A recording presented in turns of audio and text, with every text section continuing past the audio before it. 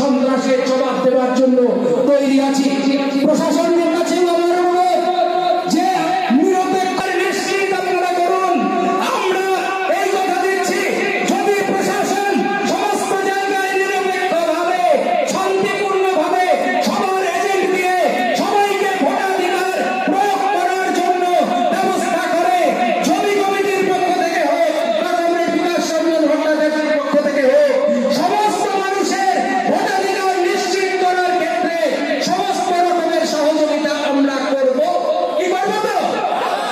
কিন্তু শান্তি বজায় রাখার দায়িত্ব প্রশাসনের, শান্তি বজায় রাখার দায়িত্ব যারা সরকারে আছে সেই সরকারি দলের, যারা শক্তিশালী, যারা নিজেদেরকে শক্তিশালী বলছে তাদের শান্তি বজায় রাখার দায়িত্ব।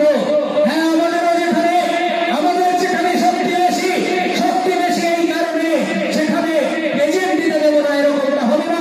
কিন্তু অন্যদিকেও তৃণমূল কংগ্রেস হোক বা বিজেপি হোক বা অন্যান্য হোক, তাদেরকেও এটা নিশ্চিত করতে হবে যে যেখানে বামফ্রন্ট প্রার্থী কমরেড বিকাশ রঞ্জন ভট্টাচার্যের এজেন্ট বসতে চাইবে সেখানে এজেন্ট বসতে দিতে হবে।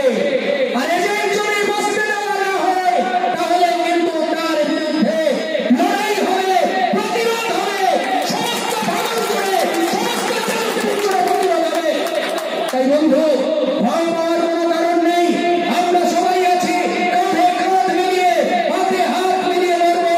এই যে গণতন্ত্রকে প্রতিষ্ঠা করার সংগ্রাম শুরু হয়েছে, সেই সংগ্রাম আপনারা জানেন যে ভাঙড়ের পরের হাট 2 নম্বর অঞ্চলে পাওয়ার গ্রিডের বিরুদ্ধে যে সংগ্রাম হয়েছে, হ্যাঁ তার মধ্যে 3 জন শহীদ হয়েছে, তা ঠিক। কিন্তু পশ্চিম বাংলায় দণ্ডপ্রতাপ যে সরকার, সেই সরকারকে পিছু হটতে সেখানকার মানুষ 2 বছরের লড়াইয়ের মধ্য দিয়ে বাধ্য করেছে। সমস্ত অধিকারকে প্রতিষ্ঠিত করার জন্য যে চুক্তি, সেই চুক্তি করতে বাধ্য করেছে এবং এটা হয়েছে লড়াইয়ের ফলে।